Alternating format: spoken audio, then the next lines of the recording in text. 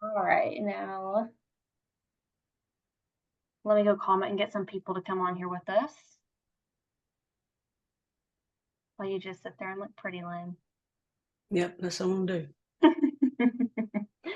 All right. All right. Hey guys. So I am Megan with Leslie Leona CPA, and we have Lynn on here with us today, who I'm sure most of y'all already know is Leslie's business partner. And she is going to talk to us today about pricing, which we have seen from talking to everybody who is a hot topic that all of y'all want to know about. So, Lynn, what is one of the most common things that you hear when it comes to pricing in the industry? What do I hear? Mm-hmm. I can't possibly raise my prices because my clients will leave if I do. Mm-hmm. But and if they leave, that means they don't value your services to begin with. And actually, from some of our current clients, we have heard that when they did raise their prices, some of their clients actually came back and said, "Wow, I was wondering when you're finally going to do that because you've been way undervaluing yourself." So the clients know it. Mm-hmm. And when they automatically think they can't because the clients will leave, they're projecting what they think onto their clients when in all actuality, it's the opposite. They Mm-hmm. know the value that they're providing. The clients, let me rephrase, the clients understand the value that they're getting better than the business owners understanding the value they're providing. Does that make sense? Yeah, that makes sense. And I feel like a lot of the times we hear too is whenever you tell people you need to price what your value is, I feel like we always hear, well, how do I know what I, the value I'm bringing, right? They struggle with trying to figure that out. So what advice would you give to those who struggle with that? Values of perception, right? They're the only ones that really know the value that they can provide. But what they don't stop and think about is one, if their client could do it themselves or wanted to do it themselves, they would be doing it themselves. So if they're coming to them in the first place, 9 times out of 10, they know how important it is for them to have up-to-date books, correct tax returns, all that good stuff. So they never stop and think about everything they have put into learning how to do this stuff the best that they can possibly do, all the continuing education, all the school they had to go through to even get to the point where they needed continuing education, the years of experience that they've had. Mm-hmm. They leave all that out. They just think that, well, it only takes me this amount of time to do it, so I can't charge them, this high rate. No, that's just because you can do it quickly. That goes back to you've taken the time to learn how to do it quickly. All the experience that you have allows you to do it quickly. It does not mean you devalue what you're providing the client because they're getting the best result. I So, love that. So we have quite a few people on here with us. If you guys have specific questions around pricing, drop them in the chat and we will answer them. So Lynn, one of the things you said was that it's not going to take me that long, right? So that goes back to trading the time for money. And yep. that brought to my mind the pricing calculators that people like to use. What what is your take on those and how you think they're hurting the industry? Well, they're hurting the industry because yes, the calculators can come up, give you a base price to come up with or whatever based on the time that you think it will take you. But what the calculators cannot provide you is the value that you're going to be able to provide that client. Mm-hmm.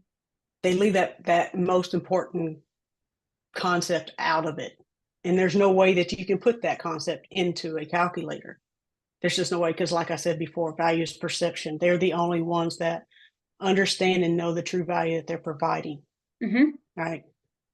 I've been asked many times, well, what would you charge? My value perception and your value perception is the difference. Only you know what you're providing. Well, you're not going to give me a price? No, I'm not. I tell them, so what can you tell me? I said, well, go with your gut. Your gut knows, right? Mm-hmm. And if all else fails, price as high as you can price with a smile on your face, because as long as you can smile while you're saying that price, then you're holding up to your integrity and the value that you can provide. But if you can't say it with a smile on your face, you're lying to yourself, so you better come down on that price. And going back to what you said about only you know the value that you provide, that brings up another topic of people who like to say, well, so and so are charging this much. Well, the people in my area, either they can't afford what I need to be charging, or there's other people around us who are charging less than that. And then you Yeah. also have TurboTax and QuickBooks Live and what they're charging. Mm-hmm. They are charging based on the quality. I mean, the quantity versus the quality. You Mm-hmm. should be pricing on the quality that you're putting out. Just, you can't compare. There is no comparison to you. You're the only one that does what you do. You might provide the same services, but you don't provide the same value. So it doesn't matter if the person down the street is pricing more or less than you. It goes back to your value, your perception of the value, and the right clients will understand that. Those are your ideal clients. Actually, back to just had this happen the other day, another client, they always thought, well, that we live in a lower income area, Mm-hmm. so I have to keep my prices low because they can't afford it. Well, a client came to her that was just right down the street. They had went someplace else, and they were actually paying somebody outside of their area a tremendous amount more. And when she found that out, and she's like, I expect to pay this amount. Mm-hmm. So that totally blew that theory out of the water. He was in this perceived low income area, Mm-hmm. in this this perception that those people in the area can't afford it. And again, they're putting that perception onto the client without the client giving them a chance to even say, yes, I value your services. So I'm going to turn this back on you for a minute. Okay. Okay. So, for instance, if we charge low prices, which everybody pretty much knows we do not, because we know the value we perceive, we provide. Mm-hmm. But if we did, but I still expected you to put out high value work, Mm-hmm. but yet I didn't charge accordingly for the value that I wanted you to provide, how would you feel? So as a team member, I would feel unappreciated almost, because I know the value just working for you guys and being a part of this team that I bring. So I would know, okay, this is not enough for what I'm doing. And also, I would think a lot of people have to keep in mind, kind of like the you are what you attract, right? So I know how valuable I am. So if I saw, that you guys are not pricing accordingly, that you are pricing low, how could you ever afford to have raises, to have the team? But also, I wouldn't stay, because I would want to work somewhere that had that growth. And if you're charging those low prices, you're not going to have that growth. So very So undervalued. undervalued. So would you work as hard? No. What's the point? Exactly. So just to clarify what you just said, if I price low but expect high, Mm-hmm. productivity out of you, it's not going to happen. Mm-mm. Okay. All Yeah. right. Another perception, and this is from the client side, and we've actually heard clients say this, is that, you're sitting there telling me you're going to provide all this high level stuff. And this is, somebody told me about this, and I've heard a lot of feedback on this. So you're telling me you're going to provide me these high level services, but yet you're going to charge me this low amount. Mm-hmm. Automatically, what comes to my mind is, what's wrong with this? Mm-hmm. It's like going to buy a Lexus for the price of a much lower product car, Mm-hmm. right? Something's wrong with that Lexus. If you're there, it's not up there in the, very high digits, right? I don't know Yeah. the price of cars. I haven't bought one in a long time, so I don't want to put that out there and get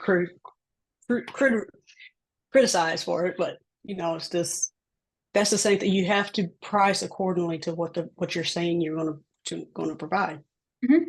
And I think, like I was saying, a lot of it is you are what you attract, right? So if you are manifesting, oh, I can't charge more, I can only charge these low prices, you're not going to get your ideal clients. You're not going to have the No, people who value you because you're going to get the tire kickers who want to pay you that low price. right. Or if they just want the bare minimum enough to get by, when you attract the lower clients, because of the low prices, how are you going to sustain your business on that? How are you going to grow? Back to what you said. You're a business too. And a lot of us forget that we're helping small businesses. We forget we're a business too. The clients will understand that if you explain it to them when you're going back to the very first question. When you explain to them why you're having to raise their prices, you have inflation, you have all the stuff that they're facing, they're dealing with, the team, they have to deal with all the same thing. They do understand if you take the time to explain it to them. I almost think of it as a cycle. So we all know everything's expensive. Inflation's crazy right now. So as you're raising your prices, they should be raising theirs too. So there shouldn't be any kind of an issue or a gap. It's almost like a full cycle as this is going on. Everybody has to be raising their prices. And that's where your clients, like you said, they're a business owner too. They know that. They should be doing it. Yes. And the clients appreciate knowing that they're going to be well taken care of. Mm-hmm. And they know that they're paying for that. And we get the most feedback we get is we just want somebody to be able to communicate with. Mm-hmm. The communication is a high desire for clients, and they don't want to be nickel and dime. Mm-hmm. So it goes back to you do the subscription bill. If you do it on hourly billing, then yes, you're going to have to, because those nickel and dime, and that if you don't, it adds up. Mm-hmm. Put them on, a subscription based billing to where they don't have to worry about calling, because back to communication, give them what they want, but provide what they need. Yeah. So one thing we didn't talk about, which I'm surprised we didn't, is what about those people who are still stuck in that hourly billing? Well, it's a mindset. They have to change their way of thinking. Mm-hmm. Back to yes, it might only take you 15 minutes, or you think, okay, I'm going to use, actually, Leslie brought this up this year when she was doing tax returns. We do not price hourly, but knowing that there's so many tax preparers that do price hourly, she's like, these people that, that think it only takes them 15 minutes, I don't think they're really understanding. It might only take them 15 minutes to put it in when they have everything nicely, neatly put together for them in a package, and they don't have to go back and ask the client for this, and they don't have to worry about this, and the software works perfectly, and everything goes through perfectly the first time. Then they don't think about the follow-up with the 8879s. You're going to get, they don't think about all that. So that's where it can be very dangerous. Mm-hmm. As far as growth wise, because you're never going to be on the top side of that scenario. Mm-hmm. And that's pretty much hourly billing altogether.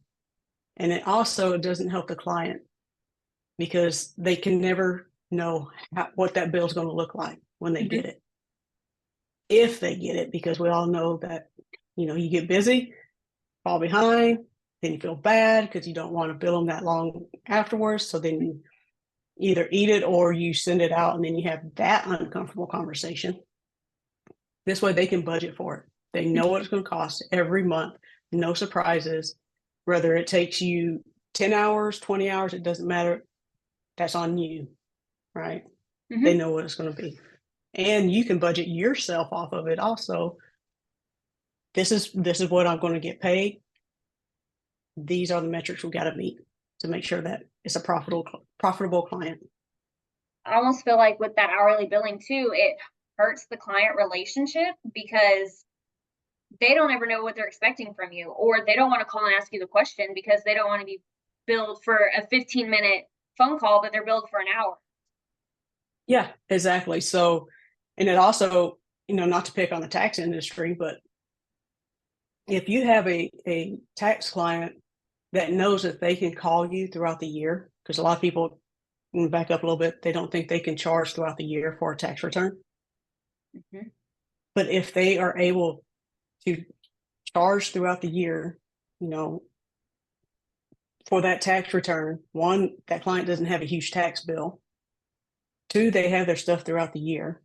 So the chances of extensions are less. Mhm. Because when you extend a client, extend a tax return, the client already doesn't want, they already dread the April 15th or March 15th, whichever type of entity it is, deadline. Then you extend it and they have to worry another 6 months. Then by the time you actually get around to the extension, it's the end of the year and they have to worry about it all over again. Mhm. So if you communicate with them throughout the year, you don't have that issue. And they can ask all the questions to the preparer, to professional, versus their buddy or their, Google or whatever, and make wise decisions, be proactive instead of reactive. Yeah, so they're bringing that stuff to you guys as tax preparers instead of just waiting till around tax time. So how much better would be if they're asking you these huge questions before they make these purchases? Without having to worry about getting billed. Exactly. So Yeah. as we wrap this up, Lynn, what advice or motivation would you give to people in the industry who are struggling whenever it comes to pricing their value? First, consider what you would pay for, right? Because it is a big mindset shift. I had to say that slow so it would come out right. You have to look within yourself. Are you projecting your fear of raising those prices? Because it's not easy. It does bring up this uneasy feeling. Are you projecting that feeling onto your clients and automatically assuming that they'll leave? Right? Stop and really dig deep. Stop and realize how much experience and knowledge that you are offering when you consider these prices. And like I said, go with your gut. You know if you're undercharging. You know if you're overcharging. It goes both ways, right? Mhm. You have to be able to provide the value that you know you can provide and stop comparing yourself to everybody else. All right, guys. So if you are struggling with any of this or you just want to chat about it, we are going to drop our link in the comments below. So thank you everyone for joining us today. Bye.